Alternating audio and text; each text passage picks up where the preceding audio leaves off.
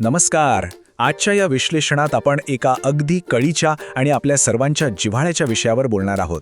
पंतप्रधान नरेंद्र मोदींनी देशासाठी ऊर्जा बचतीचे काही नवीन नियम आणि उपाय सुचवले आहेत, जसं की वर्क फ्रॉम होम करणं किंवा बस ट्रेनचा जास्त वापर करणं.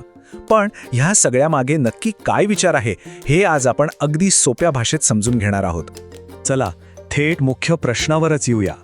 घरून काम करणं किंवा स्वतःची गाडी सोडून पब्लिक ट्रान्सपोर्ट वापरणं, हे नवे उपाय खरोखरच देशाच्या भल्यासाठी आहेत की हा आपल्यासारख्या सामान्य माणसांवर लादलेला आणखी एक नवा बोजा आहे? आज आपण याच्या दोन्ही बाजू अगदी तटस्थपणे तपासून पाहणार आहोत. सगळ्यात आधी या सगळ्याची सुरुवात कुठून झाली, म्हणजेच जागतिक तेल संकट नक्की काय आहे ते थोडक्यात पाहूया. तुम्ही बातम्यांमध्ये पाहिलंच असेल, सध्या जगभरात तेलाच्या किमती अक्षरशः भडकत आहेत. याचं मुख्य कारण म्हणजे मध्य पूर्वेत वाढलेला प्रचंड तणाव, तिथली युद्धसदृश्य परिस्थिती आणि संपूर्ण जगाचीच डळमळीत झालेली अर्थव्यवस्था. साहजिकच ह्या जागतिक अस्थिरतेचा थेट आणि खूप मोठा फटका आपल्या भारताला बसतोय. आता हे असं का होतंय, तर याचा थेट संबंध आपल्या आयातीवरच्या अवलंबनाशी आहे. हे पहा, आपला भारत देश पेट्रोल आणि डिझेलसाठी मोठ्या प्रमाणावर इतर देशांवर अवलंबून आहे. त्यामुळे होतं काय की जेव्हा जेव्हा इंटरनॅशनल मार्केटमध्ये तेलाचे भाव कडाडतात, तेव्हा देशाचा खर्च प्रचंड वेगाने वाढतो. आपला खूप सारा पैसा देशाबाहेर जातो आणि हीच ती कठोर आर्थिक वास्तवाची बाजू आहे, जिच्यामुळे हे सगळे नवीन नियम आणावे लागले आहेत. तर मग या संकटावर मात करण्यासाठी सरकारने नक्की कोणते उपाय सुचवले आहेत ते आता बघूया. सरकारने नागरिकांसाठी काही अत्यंत स्पष्ट सूचना दिल्या आहेत. पहिली गोष्ट म्हणजे जिथे शक्य असेल तिथे वर्क फ्रॉम होम करा. दुसरी गोष्ट, रस्त्यांवरच्या खासगी गाड्यांची गर्दी कमी करण्यासाठी बस, ट्रेन किंवा कार पुलिंगचा जास्तीत जास्त वापर करा. आणि तिसरी महत्त्वाची सूचना म्हणजे परदेश प्रवास किंवा जे प्रवास टाळता येण्यासारखे आहेत ते आत्ता टाळा.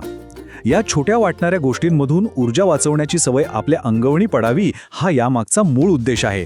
आता तुम्ही म्हणाल, माझ्या एकट्याच्या गाडी न वापरण्याने काय होणार? पण यामागचं गणित खूप भारी आहे. जर आपल्या देशातील करोडो लोकांनी त्यांच्या रोजच्या जीवनात अगदी थोडी थोडी इंधनाची बचत केली ना, तर देशाचे चक्क हजारो कोटी रुपये वाचू शकतात.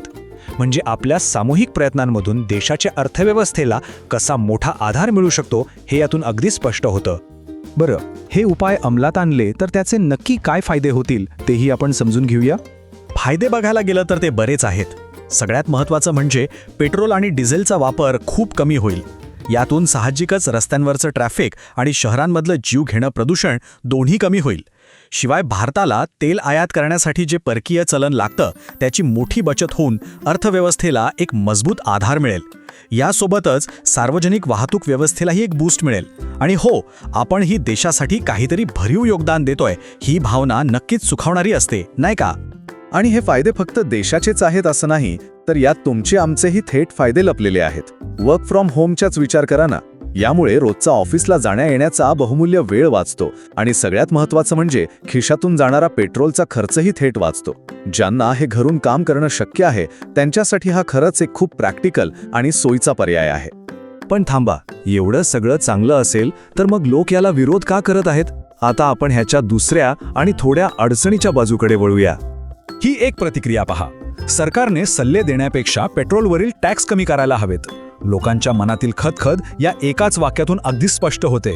महागाई आधीच गगनाला भिडली आहे. अशा परिस्थितीत सामान्य माणसाने स्वतःचेच खिसे आणखी किती कापायचे? सल्ले देण्यापेक्षा सरकारने स्वतः टॅक्स कमी करून थेट जनतेलाच का दिलासा देऊ नये, अशी अगदी रास्त मागणी आता जोर धरू लागली आहे. आणि सर्वात महत्त्वाचा मुद्दा इथे येतो. सरकार म्हणतंय घरून काम करा, पण जमिनीवरचं वास्तव खरंच एवढं सोपं आहे का? विचार करा. शेतकरी शेतात न जाता घरून काम कसा करेल? डॉक्टर रुग्णालयात न जाता ऑनलाईन उपचार करतील का? दुकानदार किंवा कारखान्यात घाम गाळणाऱ्या कामगारांसाठी हे वर्क फ्रॉम होम कसं शक्य आहे? त्यामुळे समाजातील एका खूप मोठ्या वर्गासाठी हे नियम वास्तवापासून खूप दूर आणि थोडे अव्यवहार्य वाटतात, हे नक्की. तर या सगळ्या चर्चेनंतर आपला अंतिम निष्कर्ष काय निघतो ते पाहूया. इथे आपल्याला दोन गोष्टींमधला फरक समजून घ्यावा लागेल. एकीकडे आहे आपली अल्पकालीन गरज, म्हणजेच सध्याच्या या जागतिक संकटात इंधनाची बचत करणं ही आजची तात्पुरती पण अत्यंत महत्त्वाची राष्ट्रीय गरज आहे. हे कोणीच नाकारू शकत नाही. पण दुसरीकडे आहेत दीर्घकालीन उपाय. केवळ इंधन वाचून प्रश्न सुटणार नाहीत.